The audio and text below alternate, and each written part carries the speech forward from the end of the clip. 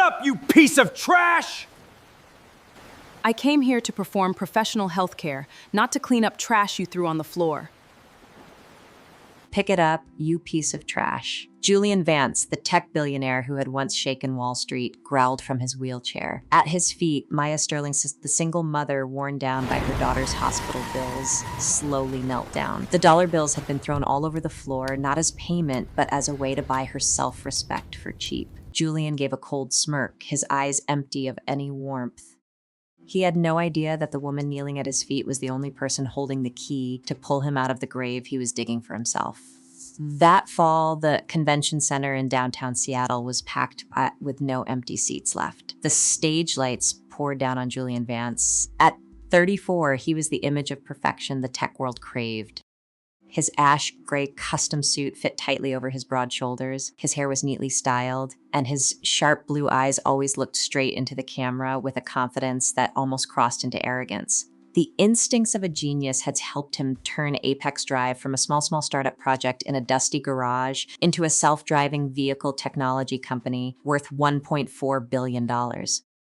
When Julian stepped onto the stage, the whole hall went silent. He did not begin with a polite greeting. Instead, he clicked to the next slide, showing a complex chart of an automated control system. Julian swept his eyes across the thousands of people below, and his deep, calm, yet cold voice moved through the powerful sound system as he said that the human heart was an outdated machine full of emotional errors.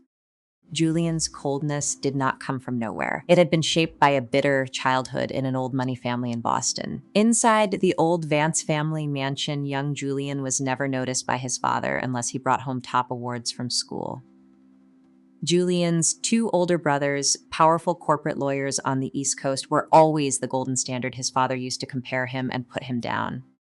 Julian spent his entire youth studying, training, and working himself to exhaustion just to prove one thing, that he was better than them. When Apex Drive became a huge success, Julian thought he had won. He forced himself to stay hard, wrapped himself in a controlling shell, and used extreme statements about ability to hide the deepest fear inside him. The fear that if he ever stopped, he would instantly become useless in the eyes of his own family. After the reception ended at midnight, Julian refused his private driver. He wanted to drive his new sports car in Kent, south of King County. Seattle had started to drizzle, that steady kind of rain that made the I-5 freeway slick as oil. The clock on the dashboard showed a little past 1 in the morning. Just as the car passed a curve near the Kent exit, a heavy truck ahead suddenly lost control because of hydroplaning. Its huge trailer swept across the lanes like a giant blade. Julian slammed on the brakes, but the sports car's anti-lock system could not fight the laws of physics on a soaked road. Metal tore through the night, glass shattered into skin, and the head-on impact was so violent it crushed the entire steel cabin frame.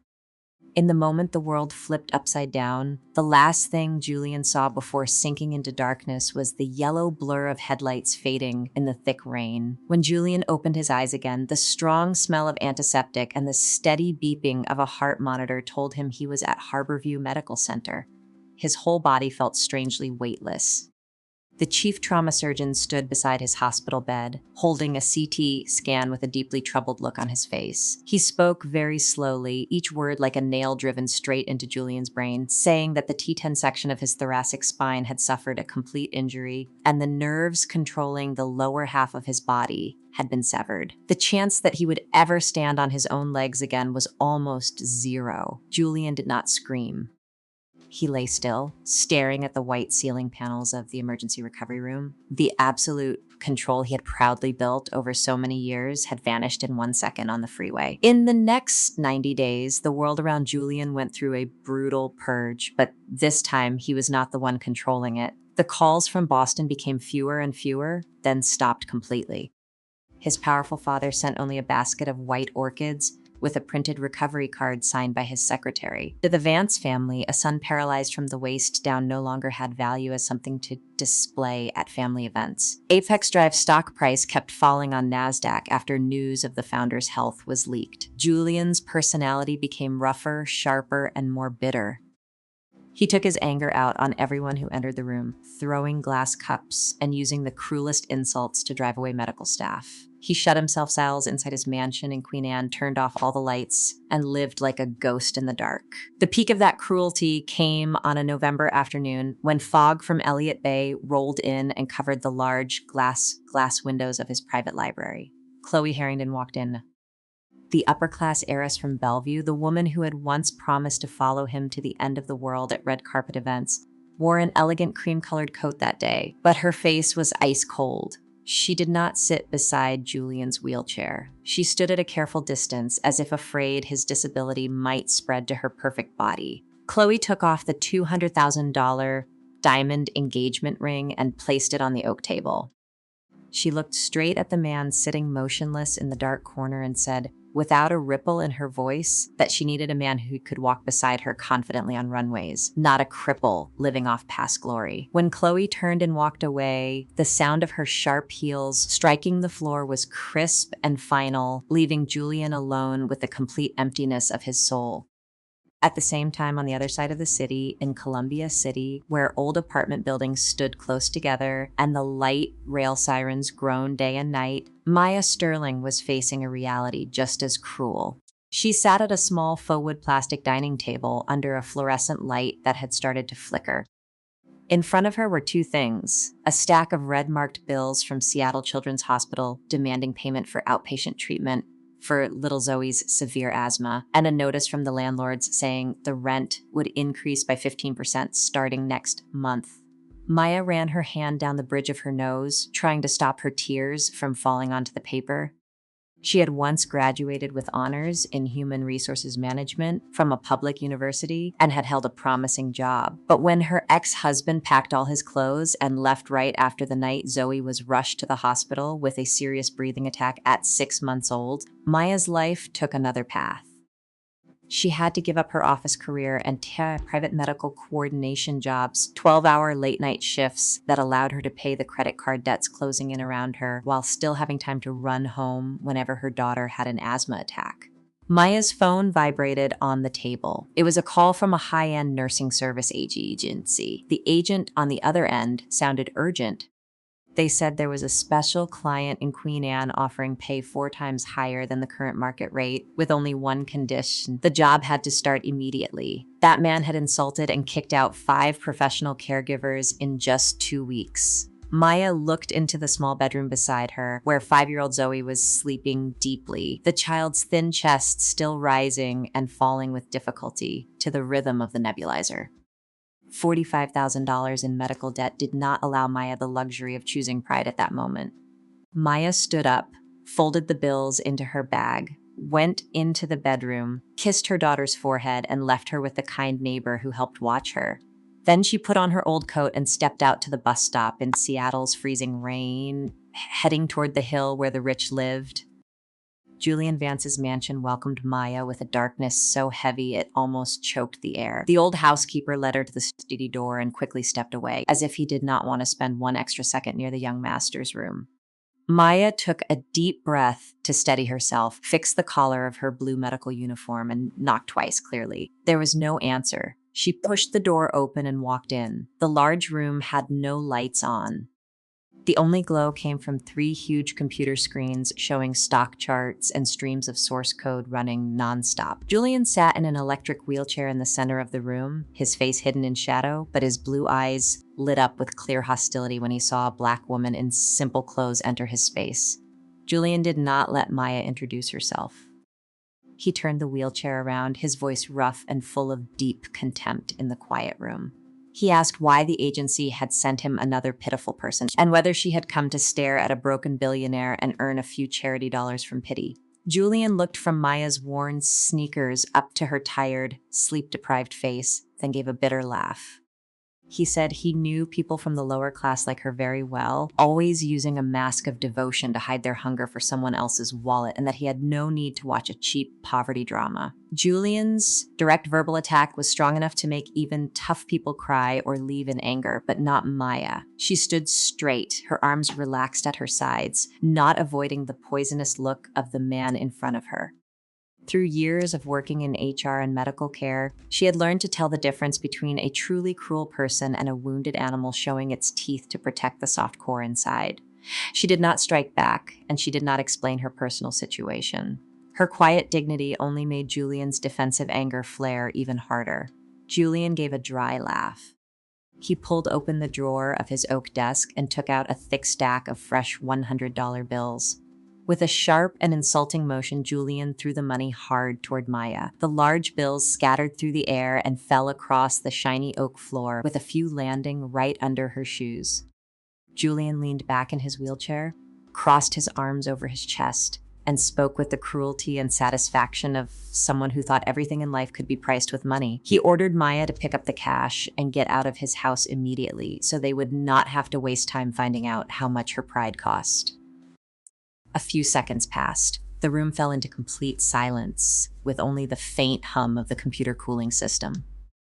Maya did not look down at the money on the floor. She slowly took one step forward, her shoe stepping directly on a gray-green $100 bill. Her eyes locked on Julian Vance's with a steady, cold firmness that made the tech billionaire freeze. She pressed her lips together, her chest rising and falling, and prepared to speak, to redefine the value of a human being right there inside his own room. Maya stood still on the glossy oak floor. A $100 bill lay flat under the sole of her old sneaker, but her shoulders did not drop. She did not lower her head, and she did not burst into the kind of anger people often show when they are pushed into a corner. The strength of a former HR director who had faced hundreds of complicated firings and corporate restructuring pressures helped her keep a frightening calm. She looked straight into Julian's bloodshot blue eyes and adjusted her voice to a low, steady, cold tone, like the terms of a legal document. Maya spoke. She said her rate was clearly listed in the medical agency system under a standard employment contract paid every 2 weeks through direct deposit into her bank account. She stated that she had come here to perform professional healthcare procedures, not to clean up trash thrown onto the floor, and she made it clear that the word trash included his uncivilized behavior. Julian Vance was stunned. In all 34 years of his life, and especially in the 2 weeks since his body had been tied to that wheelchair, anyone who entered this room looked at him with one of two attitudes: either disgust and fear of his unreasonable rage, or fake pity hidden behind professional smiles. But the Black woman in front of him looked at him as if he were simply a difficult shift on her schedule, a client with a bad attitude but no supreme power to give or take away her dignity. The pride of a man who had once managed thousands of engineers suddenly caught in his throat. Julian could not find the words to break her stubbornness. He turned away, pressed the control button, and turned the wheelchair back toward his desk, leaving Maya standing among the scattered bills. For the next 2 weeks, the Queen Anne mansion became a psychological battlefield without gunfire. Julian weaponized the inconvenience of his own body to turn Maya's life into a chain of exhausting tests. He deliberately knocked over a cup of hot coffee onto freshly changed bedsheets, then silently watched to see if Maya would lose control. Maya says nothing. She went to get clean towels, lifted Julian's paralyzed body with proper medical techniques, changed the sheets, and made another cup of coffee at the exact temperature he required. Julian purposely changed his medication schedule, refused to cooperate with basic physical therapy exercises, and kept making subtle discriminatory remarks about Columbia City, where she lived. He mocked her, saying that someone with a human resources degree who ended up emptying a cripple's bedpan must have no real core skill, except the patience of people born at the bottom of society. Facing those sarcastic attacks, Maya operated like a perfectly programmed biological machine. She did not explain, did not argue, and did not give Julian the right to see that he had hurt her. She recorded every one of his vital signs in a leather notebook, checked his medication with sterile care, and carried out every shift with a cold efficiency so clean it was almost clinical. Maya's refusal to react pushed Julian into a new kind of unease. He realized he could not control this woman's emotions with money or cruelty. But the isolation Julian had built around himself was completely smashed one Tuesday morning in the 3rd week. A sleek black sedan stopped in front of the mansion entrance. The person who stepped out was not a doctor, but Thomas Drake, co-founder and current interim CEO of Apex Drive, accompanied by 2 senior lawyers from a well-known law firm in downtown Seattle. Thomas entered Julian's study with a bright smile, the kind of smile a predator wears when its prey is fully trapped. In his hand was a thick packet of documents stamped confidential by the board of directors. Thomas placed the packet in front of Julian and tapped his fingers lightly on the papers. He announced that the board had just passed an emergency resolution based on a special clause in the company's internal governance rules related to the founder's extended loss of legal capacity. Specifically because Julian had been absent from the executive office beyond the allowed period and showed no sign of physical recovery, Thomas had gathered enough votes from strategic shareholders to strip Julian of all voting rights on the company's core decisions. Julian stared at the printed words on the paper. Every legal clause had been carefully written, using the very support structures he himself had created to protect the company in its early days. Now those words had turned back to bite their creator. Thomas did not stop there. He proudly explained that he was completing the final steps to restructure and sell the entire core software architecture of the self-driving system to a major overseas transportation partner, a move that would bring him huge profits while also erasing the name Apex Test Drive completely from the American tech map. To drive another fatal knife into his friend's already bleeding pride, Thomas stood up, adjusted his gold cufflink, and said casually that Julian did not need to worry about being lonely this weekend, because he would be taking Chloe Harrington to the annual Silicon Northwest Gala at the Fairmont Hotel.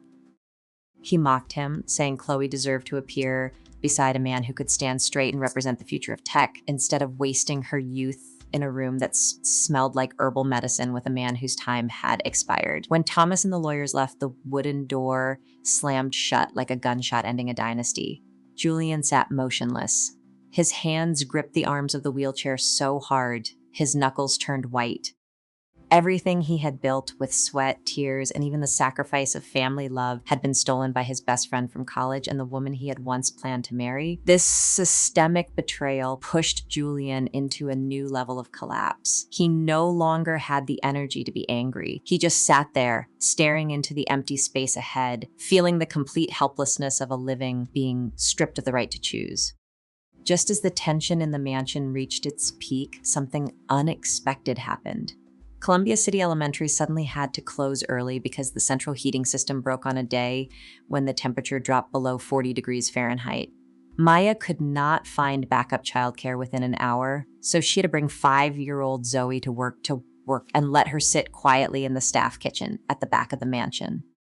She carefully told her daughter to stay in one place, make no noise, and focus on her coloring book. Zoe was a sweet, understanding child, but the curiosity of a 5-year-old inside a huge mansion was hard to control. While searching for a purple crayon that had rolled under a cabinet, Zoe accidentally pushed open a side door leading into Julian's private technology testing workshop. It was a large space filled with circuit boards, small vehicle models, and laser sensors blinking green. In the center of the room, on a metal stand, was an early physical model worth millions of dollars for the Apex Drive 2.0 automatic control system, the only thing Julian had managed to keep from the main office before Thomas isolated him. Zoe stepped carefully, her round eyes watching the colored lights. When she stretched up to look at a strip of reflective tape on the edge of a table, the thick hem of her coat accidentally caught the main cable connected to the model. A dry snap rang out. The carbon fiber support structure lost balance, and the entire complex physical model crashed to the floor, breaking into pieces of plastic and torn circuit wires. At that exact moment, wheelchair wheels screeched against the tile floor. Julian Vance appeared at the doorway. His face twisted, the muscles twitching nonstop as he saw 6 months of secret research now lying as scrap at the feet of a strange black child. All the rage, shame, and helplessness he had suffered from Thomas Drake that morning seemed to find a release valve. Julian leaned forward, slammed both hands on the arms of the wheelchair, and began screaming in the child's face at a terrifying volume. He shouted, asking whose child she was, why she dared come in here and destroy the only thing left in his life. And he used extremely harsh words to suggest the wild upbringing of poor families. Zoe froze in place and the coloring book fell from her hand. The 5-year-old had never faced such violent, bitter energy before. Her small shoulders shook hard, her eyes filled with tears, and her chest began making short wheezing sounds, the warning signs of an acute asthma attack triggered by fear. Just as Julian was about to raise his hand and point straight at the child to drive her out, a dark figure rushed into the room. Maya Sterling appeared like the ultimate survival instinct of a mother. She did not care about professional rules, the pay, or the billionaire's wheelchair. Maya used her whole body to block Julian's wheelchair, holding Zoe tightly in her arms and completely shielding her little daughter's view from the man's rage-twisted face. Maya held Zoe's head and pressed her frightened face into the hollow of her neck, one hand gently rubbing the child's back again and again to regulate her breathing. She lifted her head, and her eyes were no longer the calm administrative eyes of a medical worker. They were the eyes of a mother ready to fight to protect her own blood. She looked straight at Julian, her voice low but hard and sharp as a blade, and demanded that he stop yelling immediately.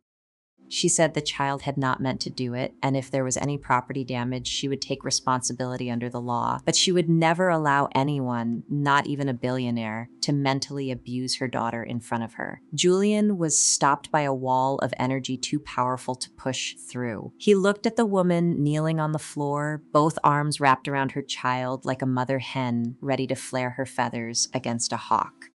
Maya's strength made Julian's anger suddenly catch in his throat. He breathed hard, his chest rising and falling after the storm, but his eyes had begun to waver.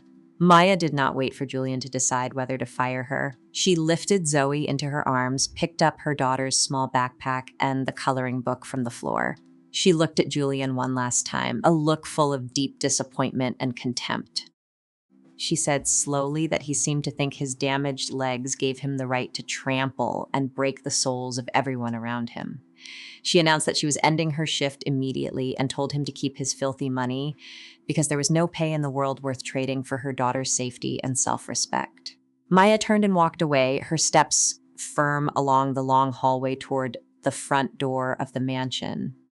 But just as they reached the living room steps, Zoe, who had regained a little steady breathing from her mother's warmth, gently tapped Maya's shoulder. The child saw the man in the wheelchair in the dark room behind them, still watching them with a loneliness that felt frightening. Zoe remembered what her mother often taught her about people who were suffering physical pain. The 5-year-old slipped out of her mother's arms, leaving Maya stunned. Zoe ran back into the study, taking small but quick steps toward Julian's wheelchair. Julian startled and instinctively tried to roll back, but the child stopped right beside him. Zoe was no longer afraid. She reached into the small pocket of her coat and took out an old purple plastic mouthpiece, its edges slightly worn. It was her spacer, the device that helped her use her asthma inhaler, something she always carried with her like a lucky charm. Zoe stretched up and gently placed the purple spacer into Julian's open palm. She tilted her head, looked straight into the stunned face of the billionaire, and whispered with an innocent voice that carried an invisible healing power. She said that every time her chest tightened and she could not breathe, her mother told her to hold this tube and find her breath again. She looked at Julian and said he looked like someone who could not breathe, and she wanted him to keep it so his body would hurt less. After saying that, Zoe turned and ran quickly back to the door, taking Maya's hand. Mother and daughter walked outside, and the mansion door closed behind them, leaving the room in complete silence. In the dark room of the Queen Anne mansion, Julian Vance sat motionless in his electric wheelchair. The light from the computer screens still ran cold streams of source code, casting green streaks across his face. But now Julian was no longer looking at those numbers. His eyes were fixed on his palm, where the old purple plastic spacer of a poor black child lay quietly. That cheap little life-saving tool still carried the soft warmth of the child's hand, a warmth completely opposite to the cold tech shell around him. Julian's chest tightened, and a choking feeling he had not known for years rose inside him, making him realize he was truly suffocating in his own arrogance. At this moment, the audience cannot help but wonder, will the appearance of this tiny object be enough to crack the thick ice around the billionaire's heart? Or will the cruel betrayal of Thomas Drake and Chloe Harrington bury Julian in darkness forever? We will find the answer in the next part. The next morning, the sound of an ambulance siren from Rainier Avenue did not startle Maya Sterling as much as the rapid vibration of her phone on the dining table. An automatic notice from the premium medical transport system showed that a certified medical shuttle was parked below Bill. Attached to it was a digital document file with the encrypted electronic signature of Julian Alexander Vance. Maya opened the document with fingers that still smelled faintly of soaps. It was a long-term employment contract drafted directly Julian's authorized law office, not through the middleman agency. The contract gave her full authority to coordinate and manage all support staff and the daily schedule at the Queen Anne estate with the same pay as before. But what made Maya stop on page 4 was an added clause written in very detailed corporate legal language. The contract included a special dependent health insurance package, promising to cover the full cost of long-term treatment at top pediatric asthma clinics in Washington state, including specialists from Seattle Children's Hospital. Maya stood still by the window, looking down at the white medical vehicle, waiting in the drizzle with its engine running. The instincts of a single mother who had faced empty promises and the abandonment of her ex-husband made her cautious about sudden gifts from rich people. But the written insurance commitment for Zoe was a life raft she could not refuse. She knew this did not come from charity.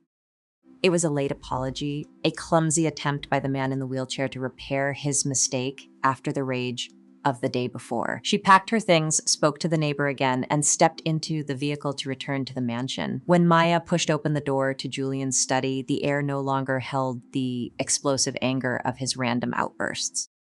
The room was still dark, but the heavy curtains had been pulled aside, revealing the gray light of a rainy Seattle day falling across the oak desk. Julian sat silently in his wheelchair, his eyes dark from a sleepless night. He was no longer looking at the streams of code on the computer screens. On the empty desk, right beside the keyboard, lay Zoe's old purple plastic spacer. Julian was slowly turning the plastic tube with his thin fingers, as if trying to find an answer from an object that had no voice. Julian raised his head when he heard Maya's footsteps. He did not use sarcasm to hide his confusion. In a rough voice, he said the contract had been activated in the system, and her daughter's insurance would take effect that day.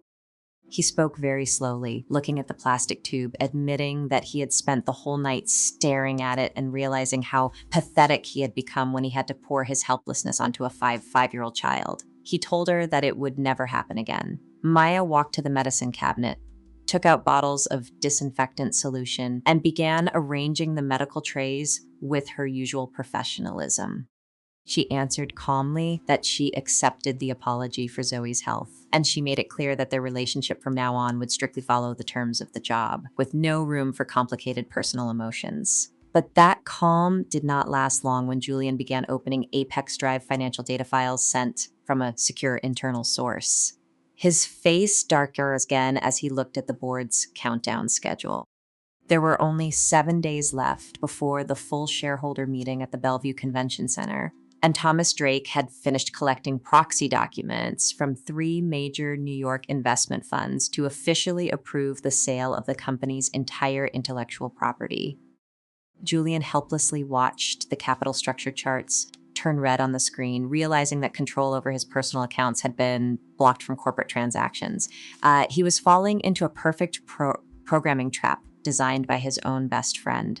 While Julian sank deeper into deadlock, Maya came closer to clean up old medical files scattered behind the desk.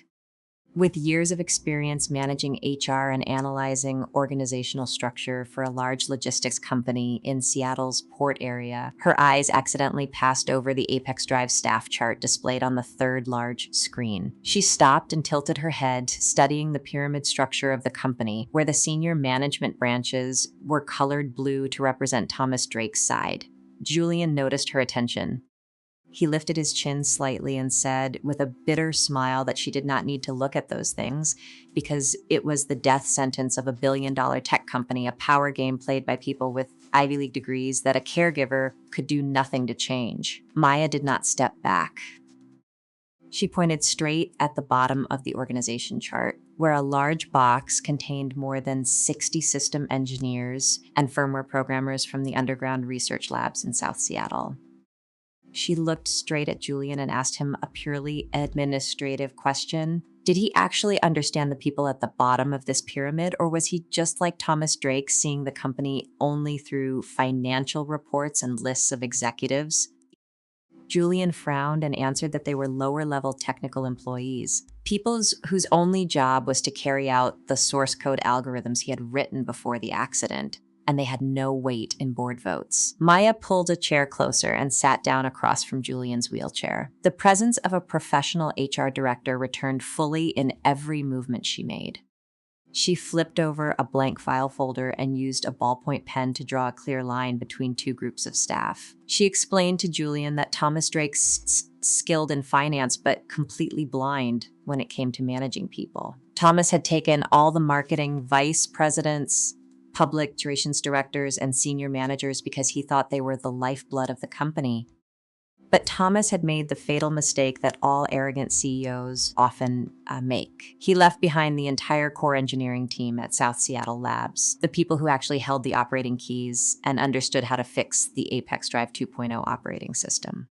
Maya looked straight into Julian's eyes and stressed that Thomas treated those engineers like depreciation costs on a balance sheet, cutting their benefits to make the financial report look better before selling the company. She stated that if Julian lost the people who directly wrote the code in the underground lab, Thomas would have nothing to sell to foreign partners except an empty technology shell.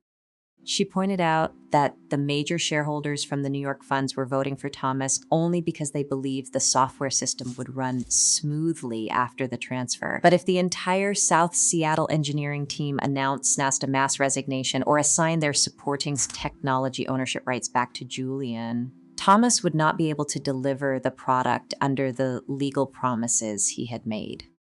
Julian Vance sat silent in his wheelchair. Maya's analysis moved through the logical circuits of his software engineer mind like electricity. He suddenly realized he had been too trapped in a fight at the top level, with complex legal procedures and stock exchanges, forgetting that the foundation of a skyscraper always lies in the bricks underground.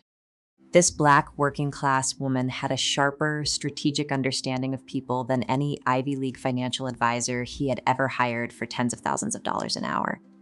For the next 48 hours, the Queen Anne Mansion study turned into a hidden campaign command center.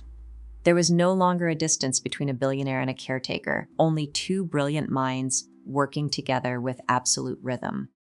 Maya used her knowledge of Washington state labor law and HR procedures to draft a collective rights authorization agreement made specifically for the South Seattle engineering team. Meanwhile, Julian used his personal encrypted communication channels to connect directly with former programming team leads, people who were still working overtime in frustration under Thomas's controlling leadership. They worked through the night beside cold cups of coffee and printed capital structure charts. Julian explained the source code algorithms, and Maya translated them into real employee benefits, promising to give preferred shares directly to the workers if they helped him regain control of the company. This teamwork created an invisible but extremely strong bond between two people, and deep professional respect began to replace their first judgments of each other. If you found yourself in a situation where everything you owned, all your property and reputation, had been taken by the people closest to you, how would you choose to fight? Would you fight from the top down, using the old powers of money? Or would you place your trust in the people at the bottom of society, the quiet people who create value but have never been recognized? Leave your thoughts in the comments below. At 3 a.m. on the third day of the campaign, just as Julian finished the final encrypted file containing the legal authorization forms to send into the internal server system of the South Seattle engineers, bypassing Thomas Drake's firewall controls, something strange happened. All the lights in the Queen Anne mansion suddenly went out. The hum of the computer hard drives stopped, leaving the room in the thick darkness of the Seattle night. Only a few seconds later, the independent backup power system at the desk activated. Red light from the UPS power supply came on, casting cold streaks across Julian's shocked face. On the screen of his personal laptop, a bright red warning window kept flashing with the words, "System alert, unknown administrator interference detected." Julian threw his fingers onto the keyboard, typing emergency security commands, but all his access rights were denied by a remote lock message. He realized Thomas Drake had not stopped taking away his votes. Thomas had actively used an enterprise-level emergency order to activate a remote data wipe across all personal servers located at Julian's estate. all the forensic evidence of Thomas's payroll fund embezzlement that Maya had helped him gather, along with the engineering team's authorization agreement, was being erased second by second right before their eyes. Julian slammed his hand on the desk, his breath rushing in total helplessness as he watched every hope of turning the game around disappear into the darkness. Would this ruthless move by Thomas officially seal Julian's fate, or would Maya find another legal path from her HR experience? We will see the answers in the next part. The Fairmont Hotel in downtown Bellevue shone under colored lights that night for the annual Silicon Northwest Gala. It was a gathering of 500 angel investors, venture fund representatives from the East Coast, and the most powerful figures in the tech industry on America's West Coast. The sound of glasses clinking, smooth jazz from the band on the main platform, and the smell of expensive perfume filled the grand ballroom.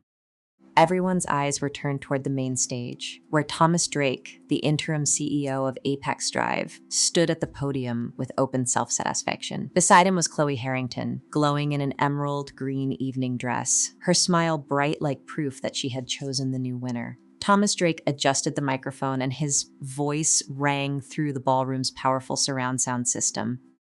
He confidently announced that Apex Drive was entering a new era, a perfect structural chapter that had completely removed personal risk factors and was moving toward a historic billion-dollar merger with an international transportation partner. He used polished financial terms to paint a future of massive growth, where shareholders would receive huge returns without needing to care about technical instability at the lower levels. Chloe tilted her head slightly and clapped elegantly, leading a wave of applause from hundreds of investors below. Just as Thomas finished speaking and prepared to sign the symbolic merger announcement on the electronic screen, a loud sound came from the back of the ballroom. The two giant oak doors of the grand ballroom were suddenly pushed open hard, striking the marble walls with a sharp crash that cut through the jazz music and softened the applause of the guests. Every face in the room turned toward the entrance. Leading the way was not a group of lawyers in expensive suits or muscular security guards. It was Julian Vance. He was not appearing in a sleek wheelchair hidden under a cover, but sitting upright in a large, heavy-duty medical power chair, a vehicle that exposed the full truth of his physical condition as plainly as possible. Julian's face no longer carried the media-friendly arrogance of a year earlier. Instead, it held the cold sharpness of a man who had gone through the deepest level of betrayal and found a new foundation for his self-respect. But what made the 500 investors in the ballroom begin whispering was the group walking right behind Julian's wheelchair. They were 65 people wearing the ash gray work uniforms of the firmware research labs in South Seattle. Engineers, lower-level programmers, people with oil still on their hands and exhaustion from long night shifts marked on their faces. They walked as one solid block, not afraid of camera flashes or the judging looks of the upper class. And walking right beside Julian's chair was Maya Sterling. She wore a simple black business suit, but her presence was calm and steady. In her hand, she held a silver military-grade physical drive, the ultimate weapon containing the full truth about Apex Drive's internal structure. Thomas Drake stood on the stage, his smile freezing for 1 second before he tried to regain control. He stepped forward from the podium and signaled hotel security to move closer and block the group. Speaking into the microphone, his voice slightly shaky but still trying to create fake authority, Thomas ordered security to remove these uninvited people from the gala area. He explained to the investors that this was only the irrational disturbance of a former employee suffering from psychological damage after an accident. Julian Vance did not need to look at the security staff coming toward him. He pressed a control button on the arm of his wheelchair, connecting a short-range transmitter directly into the external port of the ballroom's technical system. It was a root access key Julian had secretly built deep into the building's network infrastructure 3 years earlier, when Apex Drive signed a contract to sponsor the smart control system for the Fairmont hotel chain. In the blink of an eye, full control of the Grand Ballroom's AV system was taken over. The jazz music stopped completely. The 3 giant 10-meter LED screens behind Thomas Drake suddenly turned black, then immediately displayed internal forensic accounting documents compiled directly by Maya Sterling. There were cash flow tables, hidden transfer orders, and fake payroll approval documents bearing Thomas's digital signature. The numbers clearly and in detail showed legal evidence that Thomas had quietly drained nearly $20 million from the retirement and health benefit funds of South Seattle Labs employees to create a fake surplus, artificially inflating the company's stock value right before the acquisition. The entire grand ballroom erupted in noise. Investment fund representatives from New York immediately stood up and pulled out their phones to cross-check the transaction codes shown on the big screen. Julian Vance pulled the microphone on his wheelchair closer. His voice was deep, clear, and carried the full weight of knowledge spreading across every corner of the room. He addressed the 500 investors and stated that the merger Thomas had just described was a large-scale financial fraud, an empty structure built on the stolen sweat and tears of the people standing behind him. Julian continued with information that changed the entire corporate situation. He opened a new legal document on the screen, the Collective Rights Authorization Agreement bearing the legal signatures and fingerprints of more than 90% of the company's core firmware engineering team. As the people who directly held supporting copyrights and operating source code for the Apex Drive 2.0 operating system, they declared that they were vetoing all of Thomas Drake's executive authority and formally assigning all corporate voting rights back to the sole founder, Julian Alexander Vance. This meant Thomas Drake no longer had any legal standing to the company in any sale or purchase transaction that night.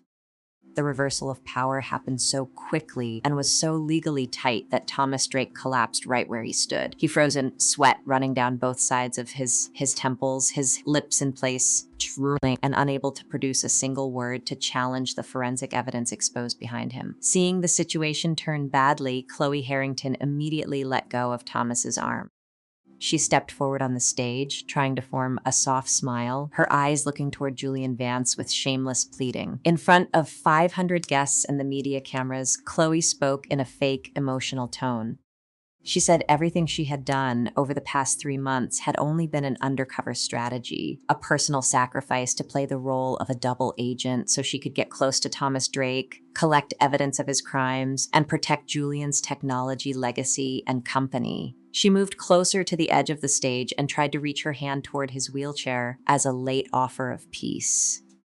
Julian Vance looked at the woman who had once been his fiancée, the woman who had once insulted him as a cripple living off Old Glory in the dark library 3 months earlier. His eyes held no anger, no sudden hatred, only the cold contempt of a man who had finally seen the transactional value of elite relationships. He pulled the microphone close to his lips, and his voice cut through Chloe's words with absolute composure. Julian spoke slowly, his voice cold through the speakers, saying that a software architecture only revealed its value when it was polished and placed on media stages, but the strong foundation of a business or a life was built only by the people who chose to stay in the ruins when the building began to shake. He looked straight at Chloe and Thomas, then swept his eyes across the entire room, stating that those who come for fame and profit will always leave when fame and profit disappear. He emphasized that he was standing here today because of the quiet loyalty of the people in these work uniforms, and because of the unbuyable dignity of a Black single mother, someone Chloe had never even bothered to look at when she entered his mansion.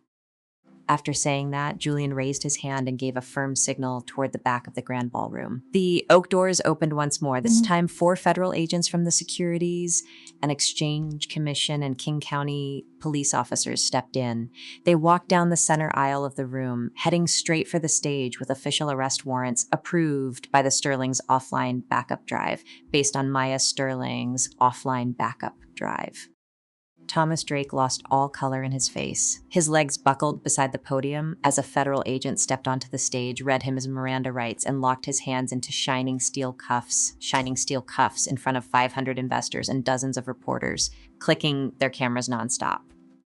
Chloe Harrington stepped back, covering her shame-twisted face with both hands as she realized she had been completely blacklisted from the entire technology and finance world of the Pacific Northwest from that night onward. The systematic collapse of the betrayers happened slowly but brutally, leaving a deep sense of moral satisfaction for everyone who had witnessed this fight from the beginning.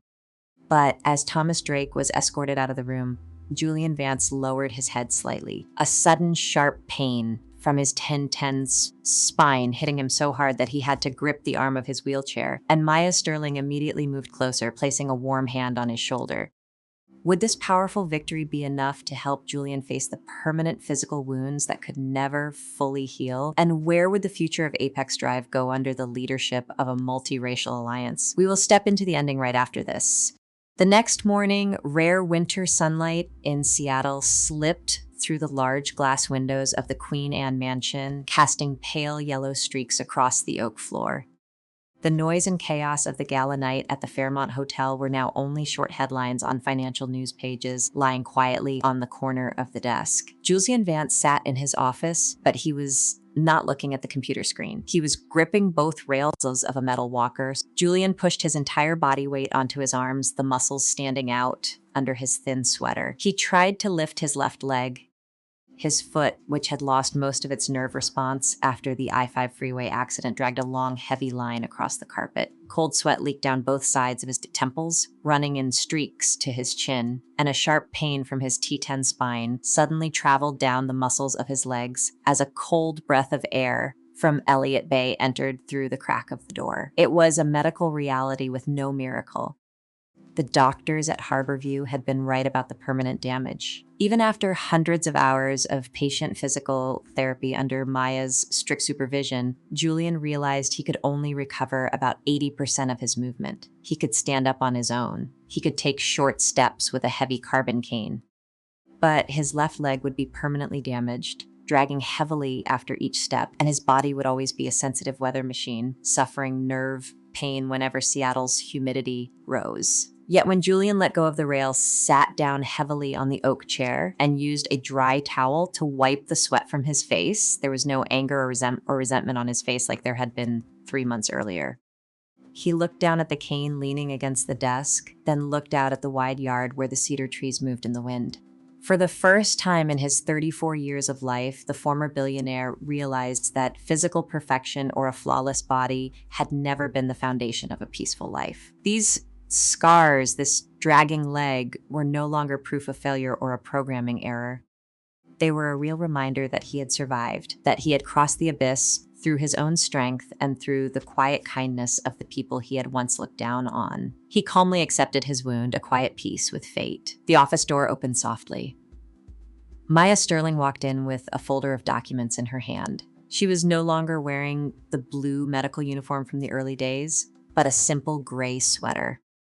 Her face still held the calm, careful strength of a woman used to facing life's storms. Maya placed the documents on the oak desk in front of Julian. It was her final administrative report. All terms of the private employment contract had been fully completed. The outstanding Seattle Children's Hospital bills had been completely paid through the activated insurance fund, and her credit card debt accounts had returned to zero.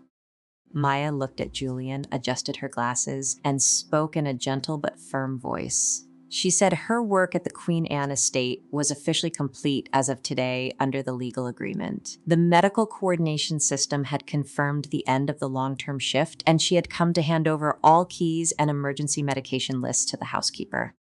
She said goodbye, wished him good health in the coming winters, and prepared to turn toward the door and return to her normal life in Columbia City. Julian Vance looked at the documents on the desk, then at the back of the black woman who had once stood on his floor over the insulting money he had thrown, who had blocked his raging wheelchair to protect a child, and who had stayed awake for 48 hours to help him build the strategy to take down Thomas Drake from the bottom of the human resources pyramid. Julian knew that if he let her walk out that door today, he would lose forever the only value that could not be measured by financial algorithms on NASDAQ. Julian did not use a controlling order to keep her. He slowly reached for his carbon cane, pushed his weight onto his good right leg, and slowly stood up from the oak chair. The cane struck the floor with heavy, slow taps as he tried to take one step at a time across the distance between the desk and the doorway. His left leg dragged across the carpet and his body tilted slightly with each movement, exposing the full imperfection of an injured living being. Julian stopped 2 steps away from Maya. He stood there, leaning one shoulder fully into the cane to keep his balance, looking straight into her eyes without any arrogance or the controlling mask of a tech billionaire. He spoke, and his voice was no longer the rough sound of anger. It was the most vulnerable confession of an ordinary human being. Julian looked at Maya and admitted that for 34 years, he had run his life under the absolute belief that people only had value when they produced data, created growth, and maintained flawless perfection in front of society. He said his family had taught him that, and the stock exchanges in New York had strengthened that false belief inside him. But Maya had used her stubbornness and dignity to teach him a painful lesson. The true value of a person is not found in how high they stand when the stage lights turn on, but in whether they are willing to stay in the room when all the power goes out and darkness surrounds everything. Julian took a hard breath, gripping the handle of the carbon cane to keep his body from giving way under a sharp pain that had just passed through his hip.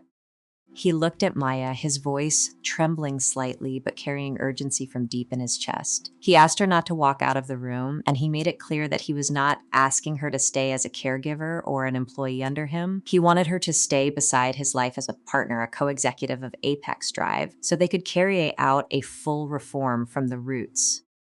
He looked at her and said he wanted to use all the company's new financial resources to build a long-term medical and employment support fund, a real support system in South Seattle, so children from poor working families like Zoe would never again have to feel suffocated or terrified because they could not afford an asthma inhaler. Maya Sterling stood motionless by the oaked door. The documents in her hand tightened slightly. She looked at the man standing unevenly in front of her, the man exposing all his physical weakness while carrying a soul that had been fully healed from the paralysis of arrogance. The naked honesty in Julian's blue eyes broke down the final defensive walls of the single mother. Tears she had held back through many years of raising her child alone, through the shame of being turned away at corporate hiring offices, suddenly spilled out and rolled down her cheeks. Maya smiled softly through her tears and gave a small nod, a nod that accepted the beginning of a new chapter in her life. As I stand here looking at the final pages of the case file about Apex Drive and the story of these two people, I realize that the world out there always runs on a very cruel kind of logic. We live in a society of numbers, a culture obsessed with the idea of self-reliance and self-made individuals who supposedly build everything alone. People look at the skyline of big cities like Seattle, at the glass and steel towers of major tech corporations, and they tell each other a lie. We trick ourselves into believing that the people sitting on the top floors of those towers must be made of some different material, some stainless steel, some perfection, with no room for human mistakes. When Julian Vance was at the peak of his career, he thought financial numbers were a solid shield. He treated people like lines of source code that could be deleted or replaced when their performance dropped. And because he built his world on that cold transactional logic, the universe gave him exactly the reality he asked for, a world where every relationship around him was a business transaction. When his body was injured, when his performance dropped to zero, his fiancée walked away without hesitation. His best friend turned into a structural thief, and his own family treated him like an administrative error that needed to be hidden from family photos. But then Maya Sterling appeared. A woman with no trust fund backing her, no famous Ivy League degree, and not even the right to be arrogant or fall apart in front of her daughter's red medical bills. What Maya owned when she walked into that dark mansion was only a worn uniform, a stack of growing credit card debt, and the unbreakable self-respect of America's working class, the kind of self-respect that cannot be priced, bought out, or liquidated by any board decision. Maya did not save Julian because he was a billionaire. She saved him because she knew very well what it felt like to be left behind, what it felt like to be judged by its outside limits instead of inner worth. She saw through his insults. She saw through his unreasonable rage and recognized a soul truly suffocating from loneliness. She forced him to see the people at the bottom of the pyramid, the ones quietly writing each line of code and tightening each screw to keep the company running, while the people at the top took all the glory. Look back at your own life today. Who are the people standing beside you when you are in the brightest moments of your life? The people who laugh at your jokes when your wallet is full, the people who raise a glass to celebrate your promotion, the people who love you when you are easiest to love. Value them, of course. But please look a little closer. Who is willing to stay in your room when the music has stopped? Who helps you clean up the broken pieces when you fall apart inside? Who looks at your scars, your physical limits, and your worst failures, then quietly says, I'm not going anywhere. If you are sitting out there in the darkness of some room, feeling that the people you trusted most have rewritten the chapter of your life without your name in it, I want you to remember this. The foundation of your life has never been destroyed by the people who turned their backs and walked away. It is being tested, being filtered in the harshest way, so you can clearly see who is truly willing to stand beside you in the ruins. Hold on to your self-respect. Keep working honestly, and never look down on the people helping you rebuild your life from the very first bricks. Thank you for spending this full hour listening to me share this story, always on each other's dignity, and I will see you again in the next stories. Take care.